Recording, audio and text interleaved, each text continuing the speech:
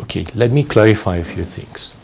First of all, if you read the staff report, paragraphs 32 to 36, you will see that the IMF has not classified or characterized the domestic gold purchase program as a purely loss-making operation, okay? Instead, it emphasizes both the benefits and the costs associated with the program. On the benefits side, the DGPP, the Domestic Gold Purchase Program, has helped to accumulate reserves, has also alleviated some of the pressure on the FX market in difficult times, and it helped the BOG diversify the reserve accumulation and the export. Okay, so these are clear points, well acknowledged in the report.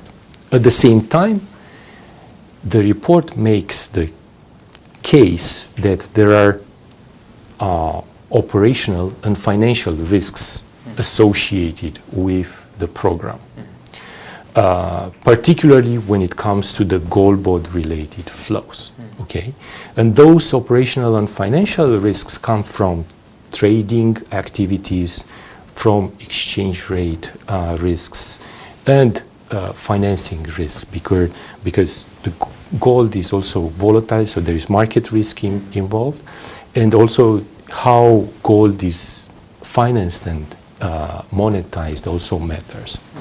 Okay, so the assessment done on the exposure in the report basically just tries to bring more transparency to the program and at the same time help improve risk management surrounding the program. Now, I would say a key clarification for what has been mentioned in the report is that gold bond related activities are quasi-fiscal in nature. Therefore, any loss associated with these activities should not be on the BOG balance sheet, but rather should be brought on balance, on the budget, on the fiscal side. And let me explain why. Because any losses or any issues related to the program will eventually lead to a weaker BOG balance sheet that could risk the implementation of their core mandate, which is price stability. So it can impair their ability and credibility, and eventually can fade central bank independence. So this was one point that I wanted to make and basically give you a balanced view of what has been said in the report. So in a nutshell, the DGPP program has brought lots of benefits, and those are acknowledged. And at the same time, there are risks associated, and with better management, better governance, and sustainability, the program can bring even more benefits.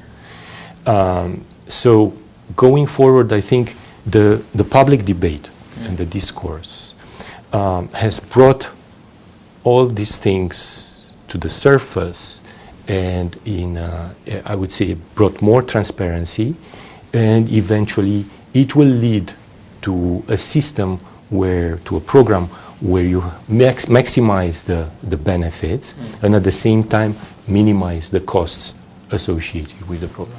So this, and sorry if I just trying to get some education here. So this expected loss or whatever, was it more of a projection rather than your analysis on the exposure to say that BOG would end the year with this X loss because of the trading and all those things?